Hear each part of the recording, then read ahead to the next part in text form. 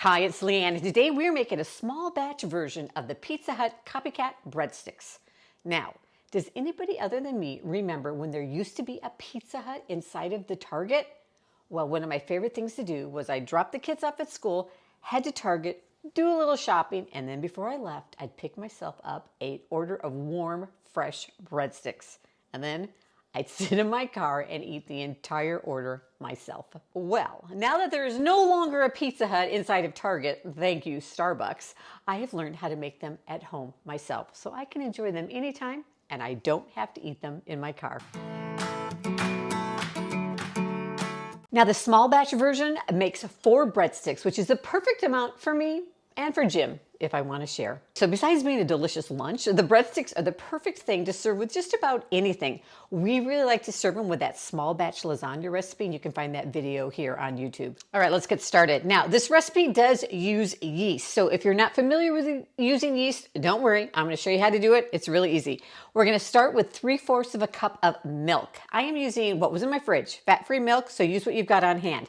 We're using dry active yeast. This yeast has to be activated or put in the warm water to bring it to life. Now, you could also use rapid rise yeast, and if you're doing that, you don't have to activate in the liquid. Just throw it in with your flour and then put your warm liquid in with it. The important thing is the temperature of your water, or your milk rather, 105 to 115 degrees, so it's enough to activate it without killing it. So that's the trick. If you're not sure, it's like a warm baby's bath, but use a meat thermometer to check the temperature of your milk. So we're going to take 1 1/8 teaspoons, which is half of one of those little packets of yeast. So you can save the other half for later. I like to keep my yeast in the freezer or the fridge. Helps prolong the life of it. And then we're adding in a tablespoon of sugar, which is also going to help to activate that yeast. And then after kind of mix it up, we're going to just take a plate or something, put it over the top, and we're going to let it sit for about 5 to 10 minutes till it gets nice and foamy and bubbly. Right now, my favorite part of these breadsticks is that cheesy, herby topping that you put on top. So we're going to mix that up first. And we're going to start with 2 tablespoons of this just grated Parmesan cheese. You know, the stuff that comes in the green can? Yeah, we're going to use that. And we're going to use 2 tablespoons of it. Then we're also going to add in a teaspoon of dried oregano and a teaspoon of dried basil, a teaspoon of garlic powder, and then a half a teaspoon of onion powder. And then we're going to mix that all up. We'll set it aside and it'll be ready to sprinkle on our breadsticks. All right, our yeast is nice and bubbly. Can you see that? It looks amazing. It's perfect. So we're ready to mix up our breadsticks. I'm going to use my stand mixer. If you don't have a stand mixer, go ahead and do it by hand. Just takes a little bit more muscle. And we're going to use the dough hook. We're going to add in 2 cups. Yes, this is a 2-cup measuring cup. Isn't that cool? One of my favorite things. Add in the 2 cups of flour. I'm just using an all-purpose flour. I prefer unbleached all-purpose flour, but whatever you've got will do. Half a teaspoon of salt, and then we're going to add in our beautiful yeast mixture.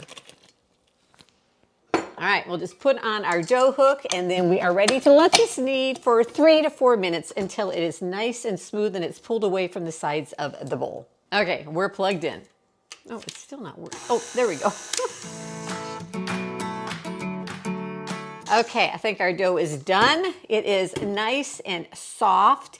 It's slightly sticky or tacky to the touch, which is okay. So I just put a little bit of flour on my surface here. I'm just going to knead it a few times by hand, getting a little bit more flour on it so that it's not sticking to my hand so much.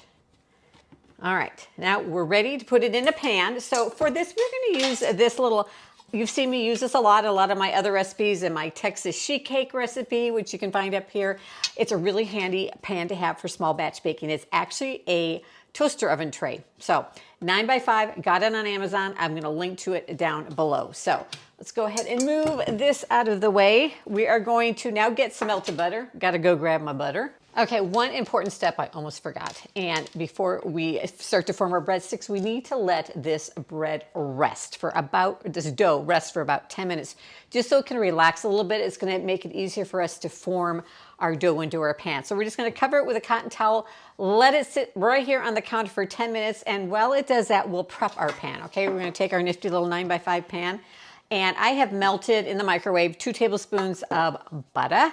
And I'm just going to take some of it and brush it, coating totally the bottom of this pan. And then we will use the rest of the butter on the top of the breadsticks. All right, it's been 10 minutes. Our dough is looking a little puffy, which is good. I'm going to take that pan we prepared. Now, if you don't have a 9x5 pan, you can totally use an 8x8 baking dish too. That will work.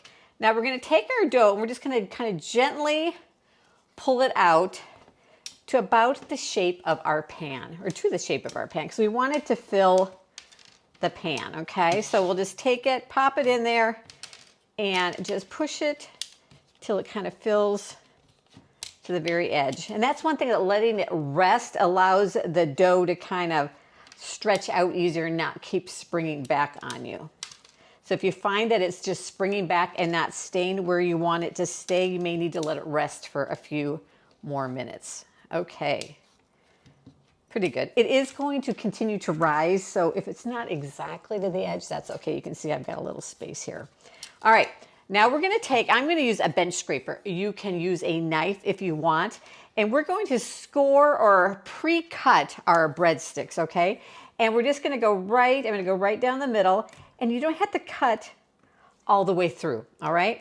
You're just going to press down in, make a nice line. So now we're going to cover them again, and we're going to let them rise for about... It's going to depend on how warm your house is. It could be anywhere from 30 minutes to an hour. But I'm going to show you a little trick that I like to use, especially if your house is kind of cool or you want to speed this process along. All right, here's my trick for you. I have turned on the light in my oven. I did not turn the oven on, just the light. I've put my breadsticks in underneath a cotton towel or some plastic wrap. I'm going to shut the door, and then I'm going to let them proof in my oven.